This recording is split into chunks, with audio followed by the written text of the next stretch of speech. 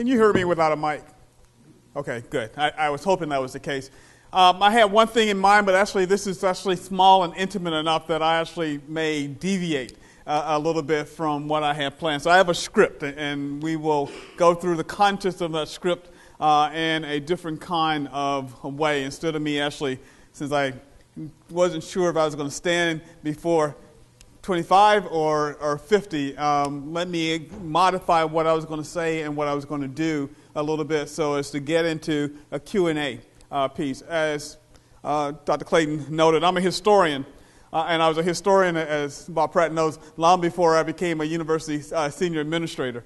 But I have been running universities in one way or another, being part of a leadership group in universities in one way or another since 1997. And so I was at the University of Michigan, as noted, as Dean of the Graduate School and Vice Provost for Academic Affairs. I was there when Michigan went before the U.S. Supreme Court in the Gruder and Grotz cases. Those cases would frame our contemporary understanding of the use of race, among other factors, in admissions at selective public and private universities in the United States. During that time, my time at Michigan from 89 until 2004, not only then did I play a role in graduate education, I had been, as noted, I was director of the Center for African American and African Studies. I would also run a program on the Michigan campus during the height of the Gruder and Grotz cases that dealt with diversity on campus. And so Lee Bollinger, who was then president, and Nancy Cantor, who was then provost, turned to me and asked, how do we make sure that the community itself doesn't fall apart in light of the contentious nature of what we need to understand about diversity in American higher education? Now, I was going to start this talk with a little piece from Lucille Clifton. Some of you may know Lucille as one of the more incisive poets of the 20th century. Lucille was born in DePauw, New York, in 1936. She grew up mostly in a Polish neighborhood. In fact, she told me at one point in 2006 that she learned to speak Polish so well that she was referred to as a little colored Polish girl. And this is this way in which her own sense of self was defined in relational terms. But Lucille was born in 1936, Depression-era America, in a way, in a place where when she decided to go to college, she had only one major option.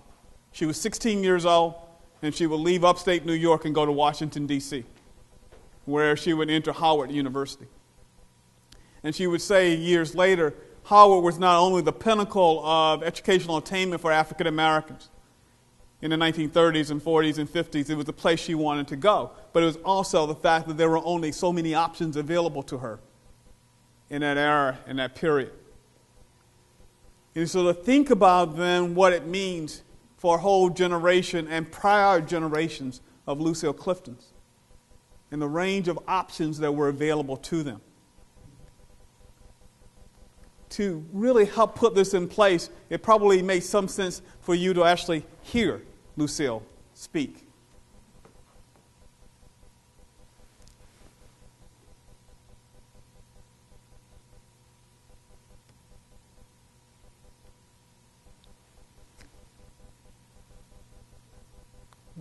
Or at least I think. It's mounted here.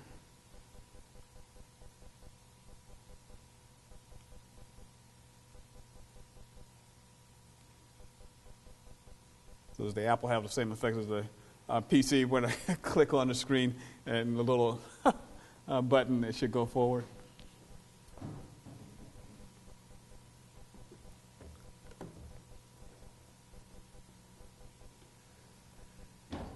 There we go. Perfect. Thank you. I'd like to read two poems. They're both fairly new. The first is called Aunt Jemima. It's in the voice of Aunt Jemima. What folks say I remind them of home. I who have been homeless all my life, except for their kitchen cabinets. I who have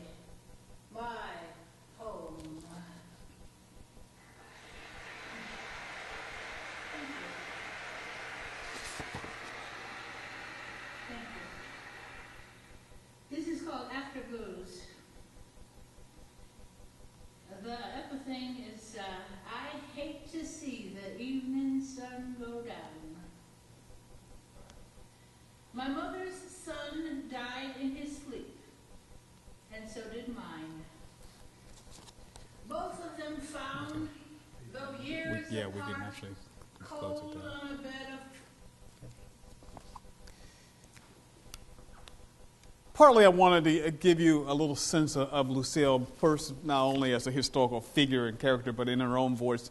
Lucille would die in 2010. And so, in fact, it was almost 4 years to the date of the death of my own mother, and she and I had talked about that death in 2006. But I also use it as a way to remind us all that there was genius to be found in all forms and in all ways. And in the America that Lucille was born into in the 1930s was a place that prescribed and circumscribed the nature of how you identify and found that genius. By 1954, the U.S. Supreme Court would then tackle some pieces of this in its historic decision in Brown. Now, you've heard from Preston King and Lonnie King about the one part of social change in American life, the degree to which people engaged in social movement building. And that social movement building led to then changes in the ways in which we all interact and came to know each other through laws and customs and practices. But there also had been a series of generational fights over changing access as prescribed and limited in law. And by 1954, then the Brown decision becomes a very, very important one. I dare say most people actually never go back to actually read the statements and the decision that was rendered and the words of Chief Justice Earl Warren in what was a unanimous decision. So to start today's conversation, let me just read from you what the court wrote in 1954 in the Brown decision, because those words are important, because they say something about the change that occurred between 1896 and was separate but equal was understood to be the law of the land in 1954, when a new framing of possibility was put into place.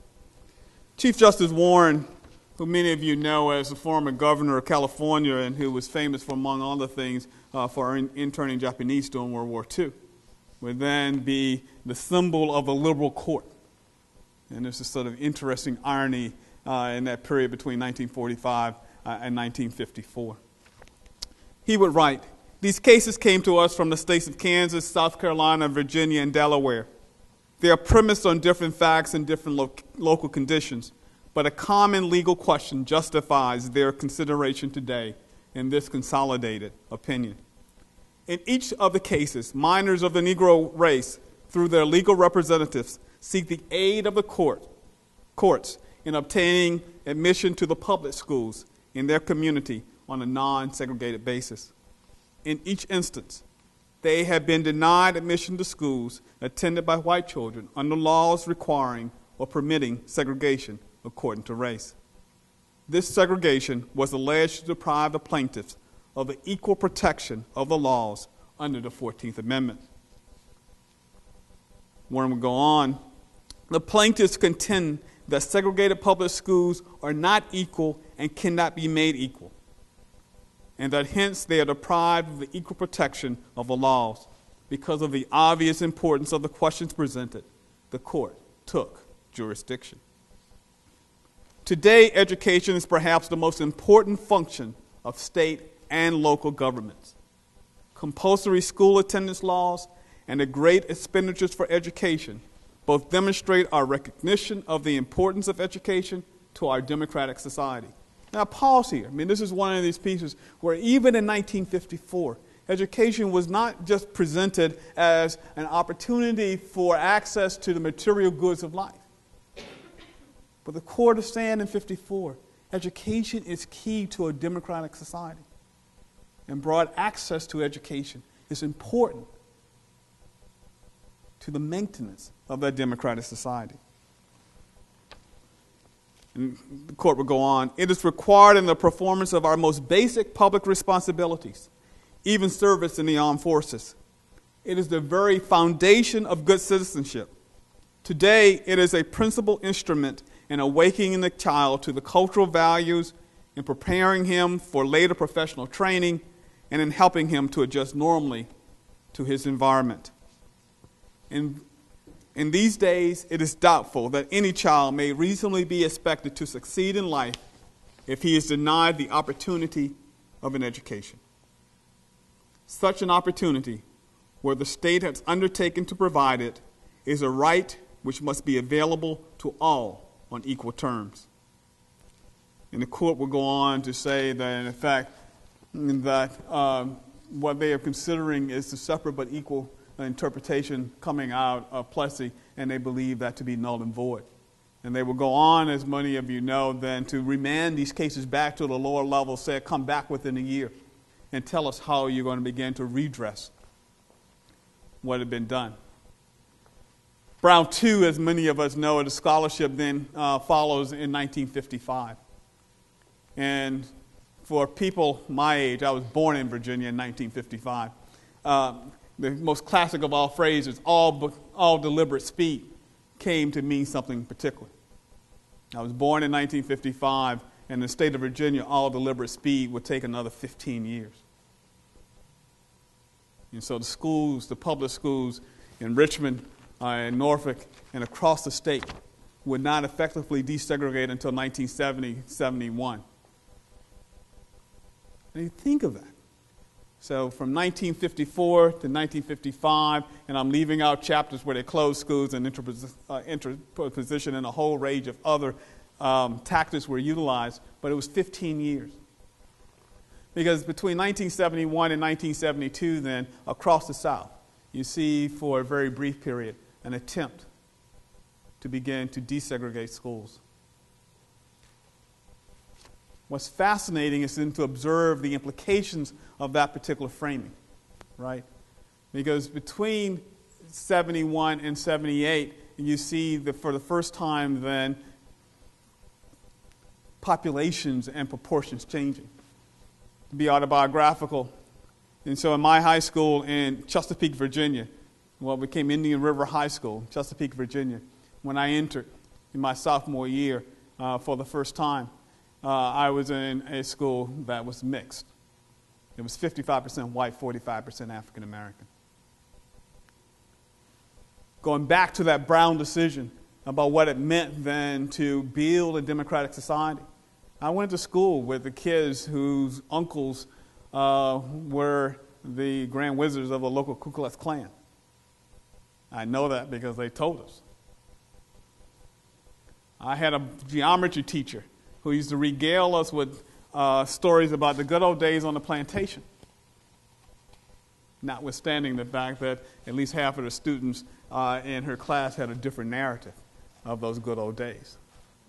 And we would challenge her, trying to still figure out to this day what that had to do with geometry. But nonetheless, Mrs. Overby made sure that she was teaching had two lesson plans she wanted to convey in that geometry class. One about geometry, the other one about social change. And we, that first generation, or what I call the transitional generation in the South, we were the ones who actually were part of then understanding both of those lesson plans. And then you fast forward. Because most people sort of think about social change in America as this long period and this long history. So what happens in 1978? Anyone? What happens in 1978? Since I don't know anyone's name, I can't call on you by name, but but I used to do that. And so I'm in a classroom. So what happens in 1978? You know the answer. Yeah, I saw it's almost like conferring in one of those high school academic competition. You sort of lean over and whisper, and you sort of try to confer. That's in my class because it was the new busing laws. We haven't gotten to that point in our class. Okay. Not quite. Well, busing is part of the background. So, yeah. And so both in the South and particularly in the North, busing will become a big issue, certainly by 78. But what's happening in the courts? What court decision comes in? It's the Bakke case. Yep. It's the Bakke case, 1978. So think of it. Schools begin to desegregate in the South by 70, 71. And that's when we sort of think of then the ways in which the broader notion of affirmative action, as people have come to understand it, had a fairly short life. Because by 1978, the Supreme Court in the Bakke decision begins to redefine the use of race among other variables in admissions into, in this case, a graduate and professional school. It was a medical school. The University of California. It was deemed had no history of discriminating on the basis of race in the past. Yet it decided in this medical school, nor did the University of California at Davis specifically. For those of you who don't know, there are multiple campuses in the University of California system, and then there's the University of California at Davis. Davis then decided nonetheless that they believed that it had a larger mission to assist in the creation of this democratic society, decided to set aside 10 of the 100 seats in this medical school for African Americans. Alan Bakke, who was a trained engineer and who had been trying to get into medical school for several years, would apply to the University of California at Davis. Bakke would not gain admission, and he would allege it's because of these seats that had been reserved. Those 10 seats became part of a new sort of language about quotas in American sort of life in a really broad way. I bring us back to Bakke in part to go with the timeline. 1954-55, 1970-71, 1978. And if you go from 1978 to 2004 in Gruder and Gratz, and if you did a timeline across the board, you ask what period, during that whole period from 54 to 2004, 50 years, how many years were devoted to what you think of as sort of unadulterated affirmative action? And you realize that even if we sort of get to that period, it's the shortest period in that 50-year history. It's important to sort of outline this because sometimes we lose perspective of time when we start telling the stories about the past. And a decade takes on a multi-decade perspective. A few years becomes the experience of a generation or two. And I sort of draw you back then to the Bakke decision. Bakke did several things. One is, for those of you, again, who read, spend any time reading American constitutional history and just legal opinions. It was perhaps one of the most tortuously written cases in recent American history. When you go through, there were all kind of concurring and dissenting opinions. And there was a number. You have Thurgood Marshall at one end, who has spent his life working for the NAACP Legal Defense Fund, arguing for access to graduate and professional schools and public schools, who believed that then race should be a factor. In fact, Thurgood Marshall would go on to say that he actually believed in that you could not undo 200 plus years of history in 5 or 6 years.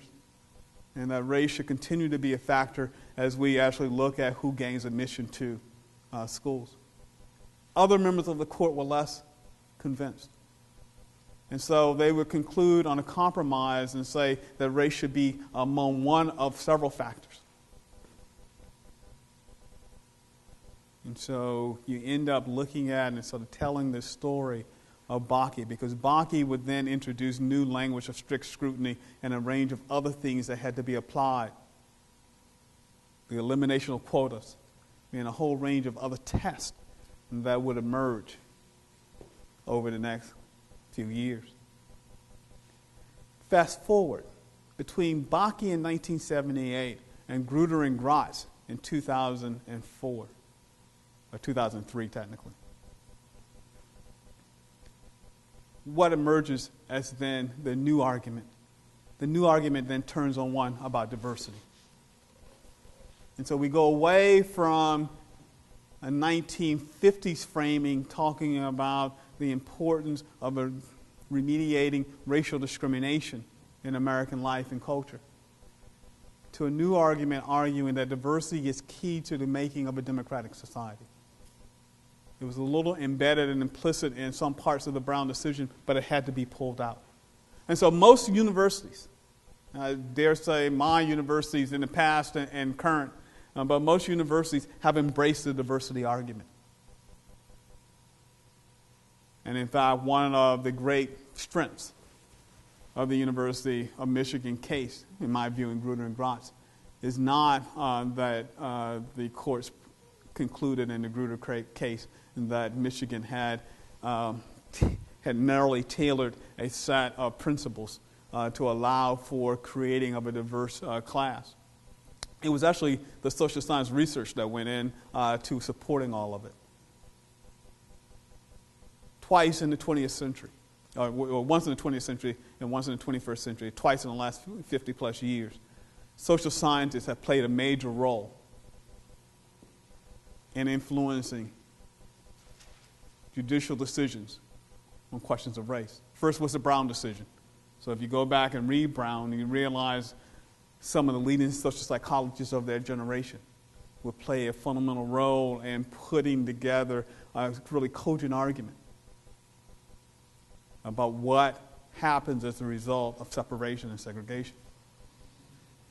But it also included historians like John Hope Franklin and others who also played a role in bringing together those cases. If you go to the Gruder and Gratz case, one of the things that Michigan did actually was to pull together another generation of social scientists who would go on to support in various briefs and other documents the importance of the diverse class.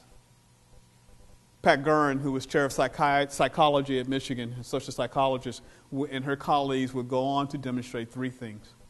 One, students who participated in and learned in diverse educational settings tended, one, to be more engaged in their civic lives and civic communities. They were part of a broader democratic outreach. That was one. Two, individuals who learned in diverse educational settings also had a greater tolerance for hearing and accepting contrary opinions. They were able to actually wrestle with the fact that there were different views on the world.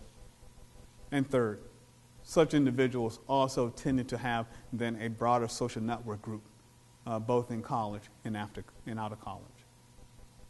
And Patricia Gurin and her friends will go on, and her colleagues rather, will go on to argue that this is very, very important. But what if the diversity argument fails? And that's really one of the questions that I think that we need to wrestle with as a community. And I have text here, but let me just do it without reading from the text, where I sort of set up all of the arguments in a more sort of structured manner. Because the diversity argument assumes then that the court, the U.S. Supreme Court, will continue to agree, as Justice Sandra Day O'Connor did, that one, at the earliest, we have another 25 years before our society will begin to show the evidence of more inclusion. Okay, so Senator Day O'Connor talked about inclusion and projected, and in fact she would say before the Gruder and Gratz cases, in her inner ear, she could hear Thurgood Marshall talking to her. And that he reminded her that the decisions that the court made always had implications for everyday people all the time. So you go back to the Gruder and Gratz cases. One of the things that came out of it was that it not only had your admissions policies had to be narrowly tailored, and that is very strictly defined, but race had to be among one of many variables in the admissions process. So GPA from high school, SATs, whether you were in the band or the track team, whether you were president of your class and where you fit in the class. Were you number one or were you number 300 out of 300? All of these were sort of part of the constellation of factors. And as a university, if you use all of those factors, you have met, in effect, the Gruder test. So you would think then most universities would do exactly that. And they would make sure that the Gruder decision was the standard by which they would judge their admissions policies at the undergraduate level. So for those of us who are court watchers and trying to figure out what this current U.S. Supreme Court would take on, perhaps it's not surprising then that they've decided to take on a case, Fisher versus the University of Texas at Austin. And then on the docket for this session will come another affirmative action case in the use of race in college admissions. Now, many of us thought that actually we would not be back here in this decade. We had hoped that in 2003 that we would at least get 10 years. But here we are, not quite 10 years before the court is looking at the issue again. And it's a different court, right? So a number of the players folks have retired. And now, Elena Kagan, who was one of the last two justices appointed to the court, has had to recuse herself from participating in the decision because she was U.S. Solicitor, formerly U.S. Solicitor. And so it really will be 8 justices that will decide this particular case. Most folks are saying there are 4 who are going to probably turn it down, 3 who will continue, and there's 1 swing vote, Anthony Kennedy. Kennedy is in the middle. Now we could end up, best scenario, with a 4-4 split. Worst scenario, 5-3. And the diversity argument that has prevailed itself would be put on the side. So the case coming out of Texas. 2 young women, Texas natives, who were denied admissions to the University of Texas at Austin. The University of Texas, as some of you know, had been sued earlier under the Hopwood framework. There was referred to as the Hopwood cases. And as part of the solution there, the University of Texas system said they would come up with what's called the 10% plan. And so if you graduate in the top 10% of your high school, you're admitted to and you're a Texas native resident, you're admitted to the University of Texas at Austin. When UT officials went back to actually look at all of this, they also realized that they were missing still some talented young people, 1, and 2, the number of African Americans and Latinos and Latinas at UT Austin had dropped. And so after the Gruder case, Texas said, we will have the 10% plan. So 80% of all freshmen admitted to the University of Texas at Austin are admitted through the 10% plan. 80%. The other 20% are admitted through practices that all universities in the United States now follow, all selective universities in the United States follow. And I want to come back to the point about selective, because this is not a debate about access to higher education in the United States. It's really a debate about access to the most selective colleges and universities in the United States. But on the Texas case. So then that last 20%, there are 2 factors, 2 measures they use. One is an academic index, essentially a college academic index. They go through, like all other schools, and they decide and they look at the student's profile. So you may not have ended up in the top 10% of your class, but you still may have a 3.5 or 3.6 coming out of high school, and you have an SAT score that puts you in the 90th percentile. That kid gets in to the University of Texas at Austin. If they have an academic profile that suggests they should be admitted based on this index, they're automatically admitted. Okay. And so that's the first sort of part of that 20%. Then they start looking for those high achievers who were missed by the 10% plan. Then the next one, then they start looking at a range of other factors. Because you still need a flute player to be in the band. You still may need someone who is a highly qualified cheerleader who's going to do that in college. You may need someone from a particular rural area because you want to make sure you're covering the entire state. And so a whole range of other factors. Did you work after school? Did you have to support your family? So they have something called there's a personal index. So there's an academic index and a personal index. Race is one of the variables in the personal index. It's not the only one, but it's one of the ones. So this is why I come back that the Supreme Court would decide to use this particular case as a test. The primacy of the Gruder decision is an interesting one. It's interesting on two levels. One, because they can say we can point to an alternative, the 10% plan. But they also know embedded in all of the evidence, the 10% plan did not yield all of the results that were important, particularly if you harken back to Brown and argue that part of this is about democracy and how do you make sure you build an inclusive democracy. It will be interesting to see as we all watch the courts, because if you go, I encourage you to go read the decision at the appellate level, written by Justice Higginbotham at the appellate level. They go through in the clearest of language about why the appellate level decided not to overturn Gruder. And in fact, they go so far as to say that the University of Texas at Austin has done everything legally correct as prescribed by today's understanding. It makes you wonder, in some ways, then, is the court about to even question the fundamental notion of the diversity argument?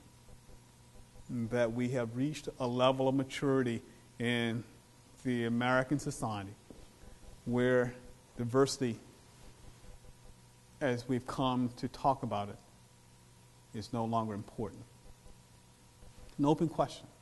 There's a question, and I hope in this class that as you think about the decisions that and the actions of individuals in the 1940s and 50s, that we actually think about then the role that we all will play in the teens going into, to the 2000 teens and into the 20s, in terms of asking what questions we should be putting to public officials and all about what kind of America we imagine. Three points that I want to make now as we move into the diversity piece. One is that when we talk about higher education in the United States, this really has been a debate about the most selective institutions. There are and remain more seats. If you look at the entire complex, there are over 7,000 institutions, post-secondary institutions in the United States. And we fill a lot of the seats of those institutions with young men and women from around the world. We're at an all-time high with about 30% of Americans who now have some post-high school education. But as we look into the future, then you have to ask the question, what will it mean if we limit access? What will it mean if we assume that the questions that were so germane over the last 50 to 60 years have themselves been, in one way or another, reconciled? And I have data that I'm happy in the Q&A to talk about here, but I won't recite it for these purposes. So that's one question. Second question, if we eliminate the diversity argument, does it bring us back to a conversation about race? One could argue that in some ways, by having the Bakke decision come so early, as it did in 1978, we really never finished a conversation about race in American life, and particularly in social policy. So what will it mean if the courts decide that race can no longer be a variable? Now, many of you would think, well, this is perhaps impossible. But let me go to the University of Michigan. So Michigan wins and prevails in the Supreme Court. And as a result, we have the Gruder standard that's applied across the entire nation, except for in Michigan. Because after the Supreme Court, citizens of the state of Michigan tried twice to have a referendum placed on the ballot. First time, they did not succeed. The second time, they prevailed. It was called Prop 2, referred to as the new Civil Rights Initiative. The appropriation of the language of the civil rights movement was used by those foes of affirmative action in Michigan. And in an interesting, and I thought at one time a political blunder, but it turned out to be smarter than I had realized. They decided it's not just about race. It's about race and gender. And I kept thinking, I know the good folks of the UP will not vote in a way that will undermine opportunities for their daughters. But they did. 58% of the residents of Michigan who voted to overturn the use of race and gender in admissions in all state institutions. As a result of Prop 2, the new Civil Rights Initiative. So when we start talking about the relationship between history and policy and change, how could this happen? How could this happen? How could a university in the state that prevails in one domain lose so badly in the other? And there are reasons, actually. I mean, I think the supporters of the affirmative action in higher education in the state of Michigan were not direct in their attacks and counterattacks. And so I can still remember sitting in a movie theater in Ann Arbor after I had moved to Georgia. I was visiting my son who remained there.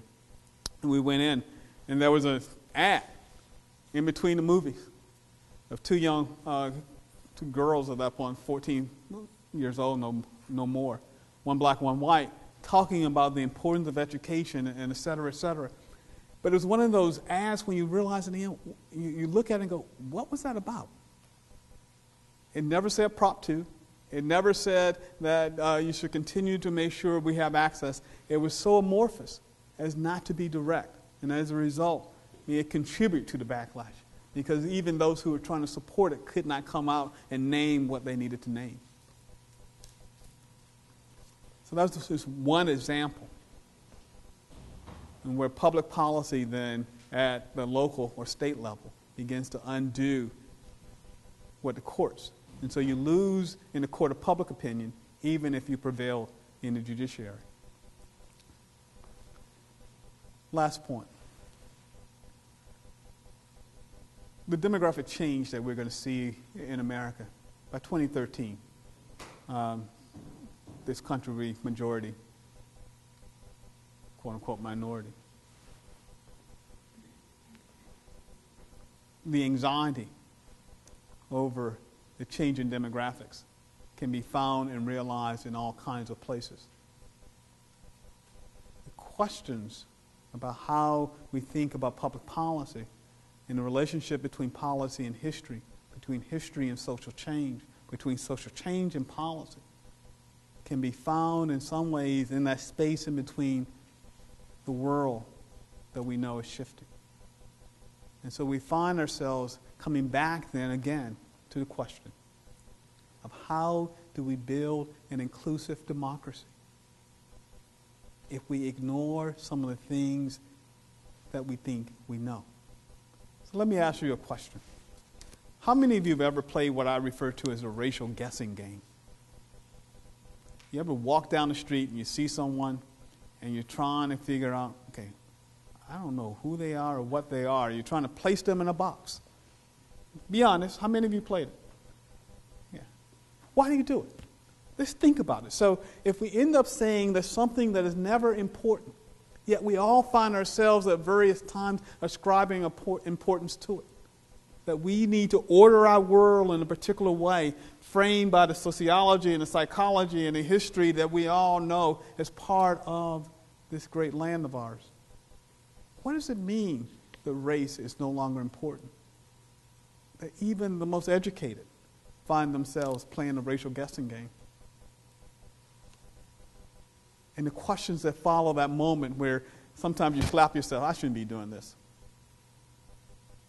But you do it again anyway, and the next time, because you're trying to order. That sense of ordering the world plays out in many different domains. So I ask, if we eliminate the diversity element if diversity fails as a compelling state interest, will we find ourselves coming back to a much harder conversation about race? You could even, so the stem argument, has diversity been a way for us to avoid that much tougher conversation? Is that part of what's left to be done as we move into the end of the first quarter of the 21st century? It's complicated, right? Any biology majors here? I mean, because you live in the age of the human genome. That 1/10 of 1% of human variation that makes each of you different, and also embeds then those factors that we think of as race. That 1/10 of 1%. And so trying to talk about race in the age of the human genome comes freighted with all new kinds of questions and possibilities. And so as we look ahead and we look back, I come back to Lucille Clifton, in a way, to that young woman who grew up in DePauw, New York, who in the 1950s had only one option, because she knew that she had the opportunity to live a life beyond that of her parents and many of her relatives, of a life as a laborer or domestic. That world that has changed in so many ways since 1936 or 1952 or 1955 or 1978 or 2003 also has elements of the same, of the old. And so as we think about the diversity argument and where it fits in the history of American law and American social policy, I remind you that these are not just historical questions, they're contemporary questions, and that all of us get to play a role in deciding the final outcome. Thank you.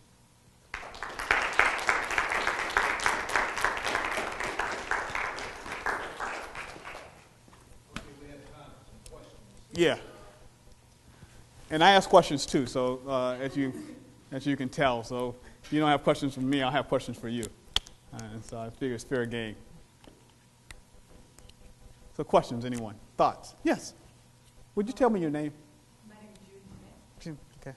Actually, I was at Michigan when the case of Obie Clayton was going on, so it's just talking about it. I was living my life there Yeah. as a student in Michigan, and really being involved in the whole affirmative action case. And I just moved here to Georgia last year, and so Welcome. Like you came from Michigan to Georgia. I basically felt the footstep, I guess. But my question is that, when you talk about Brown versus Board education, you talk about the aspects of access to education issue, and that was really about that. And I'm seeing some parallel examples here in Georgia right now with adoption students being, preventing from attending private institution. Now they are trying to fly the entire public institution in Georgia. And my question is that, I expected when I first came here, when I heard about the case, being going forward in Georgia, I would think that there would be more outcry from higher institutions than educators, and which I really don't find that's the case here in Georgia. And so I'm just curious that, I'm an educator myself too now, and for you, that, you're all administrator at university, and what educators should do and should be doing about this case, because I consider that this is, they talk about this as a illegal immigration issue, but at the same time, when we talk to people, this is really about certain ethnic groups. They really think that these are all Latino issues and a lot of minorities, basically, and I really think that this is a racial issue too. And regarding to access to education issue, basically that's what we're doing here, basically denying access to higher education to the entire generation of children. So my question is that, what should we do as educators about this kind of issue? Thank you for your question. It's a very complicated one. Let me see if I can unravel it in a couple of different ways. Clearly, on the individual level, your ability to speak and have your voice heard is always a right and is a right any faculty member should exercise when he or she feels moved to do so.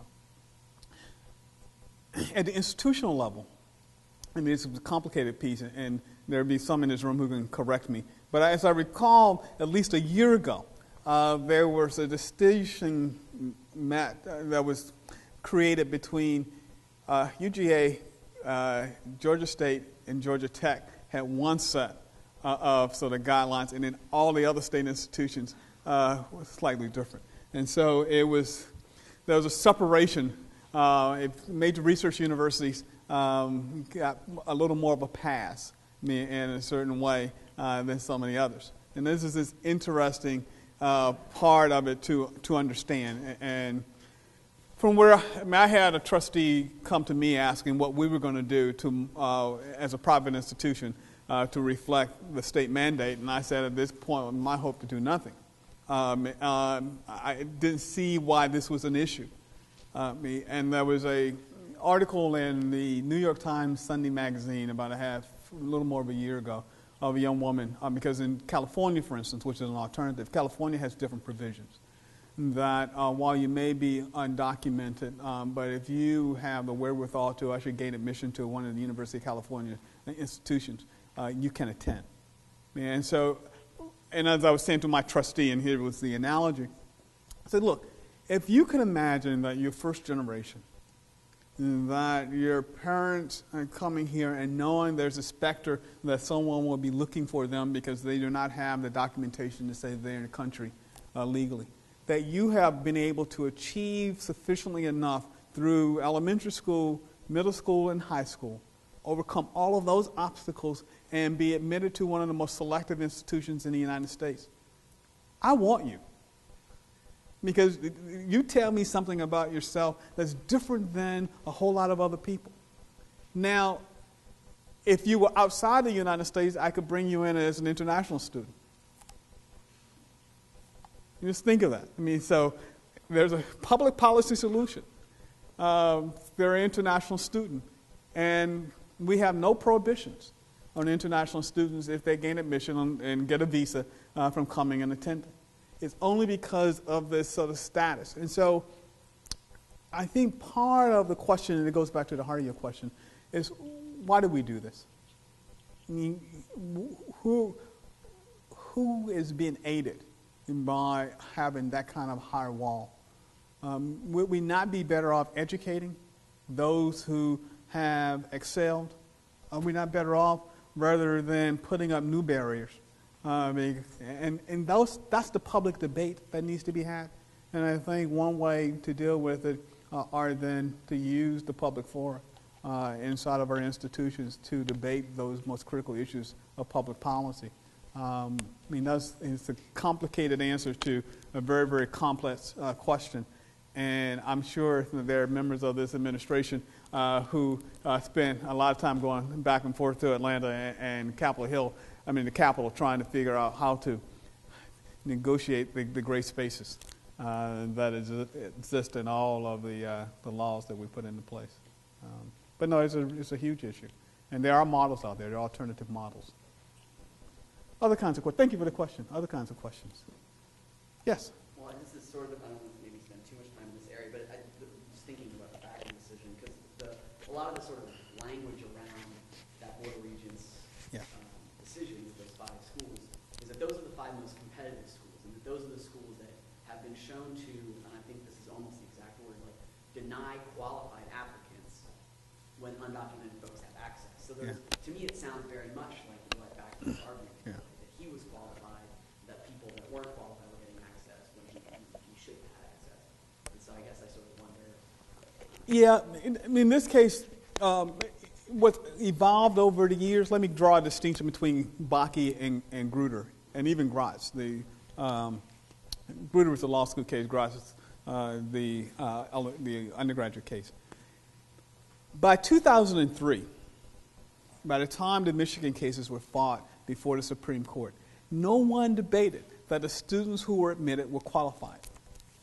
In fact, if you go back and read the district level decisions, the plaintiffs concede that the students of color who were admitted were qualified. Bakke, they were raising questions about whether they were qualified. So in 78, there's the questions of were the students qualified, those 10 students who had the seats. But by 2003, there's no question. They concede. It's actually in the court record. They were qualified. So it's not about losing out to someone who is not qualified.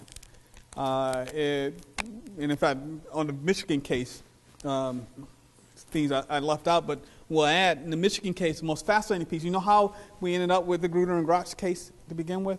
There was a former state legislator who put an ad in newspapers in the state of Michigan that said, if you're white and you believe you've been denied admission to the University of Michigan because of your race, send us your name.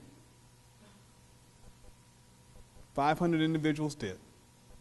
And from that 500, they called and came up with the individuals whose names are now written into the Supreme Court history. So, and in the case of the undergraduate student, it's even more complicated. I mean, it's part of knowing all the inside details. She was not denied; she was waitlisted the first time, and there's high probability she would have been admitted. She actually enrolled in the University of Michigan, Dearborn. So she actually enrolled in the University of Michigan. She just did not enroll in the University of Michigan at Ann Arbor. And so I remember asking the lawyers, does she even have legal standing to sue the University of Michigan if she's actually a student in the University of Michigan? And they went back as a fine point that she wanted Ann Arbor and not Dearborn. And so it's a complicated history when you start pulling apart all of the bits and pieces. But there's very little question anymore that we're talking about individuals who are qualified. Now, coming back to the analogy with students who are residents but not documented. I have not heard anyone say that anyone who's being admitted who's not qualified. In almost all of the rhetoric, both in this state, in Alabama, in Arizona, the students themselves are, generally speaking, not only qualified, they, by the ways we look, taking a holistic review of all students who have been admitted, they have excelled in some way in particular because they've overcome a whole range of hurdles to get to this point. And so in some ways they may be overqualified, depending upon how you look at both the personal inventory and the academic inventories that are indexes that are used. But it comes really back to then, are these seats so precious that unless we can prove that you're a taxpayer in X state, then there should be a place for you. Now, the challenge is, and here's another part, the challenge is that most state universities, outside of North Dakota right now, North Dakota is the only state that's had a surplus in the last 3 years. Every other state, for the most part, has been dealing with deficits. So you know how most universities make up their deficits? They have a certain percent of students they bring in from out of state. And they tend to charge those students a higher tuition. You know, yeah, I was going to say you're probably familiar with that. You're not from Georgia, so yeah. And so if you think about it, I mean, play this out. So we've already said that we're going to set aside some seats for students who are not residents because we're going to charge them a higher tuition. And then we're going to say, but you over here are not qualified because we can't put you in this category because we don't have the right documentation. We don't want to put you in the other category, although you're a resident and you've overcome things. And so it's a fascinating public policy question. But it's more than that. There's a moral question here. There's an ethical question here. There are a range of questions that are part of the overall framing. There are invariably political questions here. I mean, the questions, why would a politician believe that this is the thing to campaign on? Unless they believe there's somebody that's actually going to vote for them for campaigning. And so what are they then, what's the general populace saying about this set of issues? If they have politicians who are actually saying, I will do what you're directing me to do. And so there are the political questions there too, but it's palpable set of questions. Others? Anyone else with a thought, a follow-up, a question? Yes? Oh, could you talk a little bit about like schools that are not like accredited? Like if you went to high school, say, in a territory Yes. that's not accredited, what would be your or why are those schools unaccredited? What does that mean for higher education? Yeah, let's see if I can. Let me start at the higher ed side and then work my way back to secondary and elementary levels. Clearly, you want to go to a college and university that's accredited. I say this as a former graduate dean who was going to be sued one day by a person we would not admit to the University of Michigan because he had opted to go to a non-accredited college. And I actually was trying to be nice, but I said, look, this is not my problem. We have a pretty clear line there that to enter into one of our graduate professional programs, you have to have graduated from an accredited institution. The fact that you spent 4 years knowing that you were going to a non-accredited institution is something you need to talk to with your institution. That lawsuit went nowhere, but it was one of these cases where I couldn't figure out. He signed and knowingly had signed 4 years worth of tuition to this place, and was religiously affiliated and reflected his particular point of view at that point in time. I say that in part because accreditation then means that you are eligible for loans, federal loans, and other kinds of governmental support. Without that kind of accreditation, then the institution, UGA, Emory, or the others, could not take advantage of federal dollars. And so that's really why most of us look at accreditation and why it's important. It comes with access to certain resources. Now, if you look at look around the world, there are different ways in which we then affirm that a student entering an undergraduate program has, by and large, met the admissions standards. Okay, so one way that we do it, so there are kids coming in from international schools, and we're trying to determine whether or not they're accredited by somebody. Not all of them are. And so then the entrance exams themselves become another way of marking whether or not we think they have the wherewithal to succeed in our environments. And so one way is then you take either the ACT, the SAT, or you take an IB sort of curriculum and test there that affirm that you have a certain background in preparation. In other cases, then, there are international bodies that will come in and serve in some ways to accredit an institution. So even if your home country doesn't provide it, there are other ways to do so. When we come into the United States, and this is sort of coming local, that's the more difficult one. So if you're homeschooled, so individuals who are homeschooled, there are agencies and bodies for homeschooling that will attest and affirm, but usually it requires you to take still one of the SATs and ACT scores, and somebody else is going to authenticate that you've done the work you supposedly you claim you've done.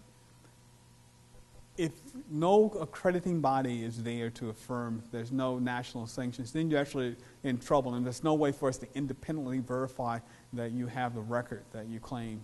It is very difficult. It's very, very difficult. In all my years, I started as a faculty member at UC Berkeley in 1984. I moved to Michigan in 89, moved to Emory in 2004. The Dean of Admissions reports up to me at Emory. I can't think of a case where we've had a student whose profile suggested they should be admitted, and we had some questions where we could not find sufficient answers to admit them if they seemed admissible on all other grounds. So I don't know how big a problem this is. It's noted, but I'm not sure how big a problem this is. At least at the secondary, going from secondary into the first years of college. Well, I was just going to say, because I moved here from the Caribbean, from the U.S. Virgin Islands. Yeah.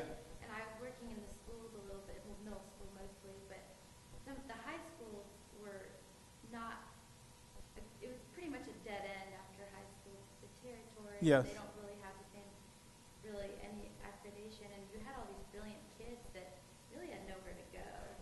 But they could apply for admissions to universities throughout the United States in the Virgin Islands. I mean, this is whether they knew how to do so and if there was anyone there. I mean, this is a different question. There are people all over the world. I was in India last summer and talking to higher ed people, and there are Americans who live in India who prepare young people in India for college in the United States.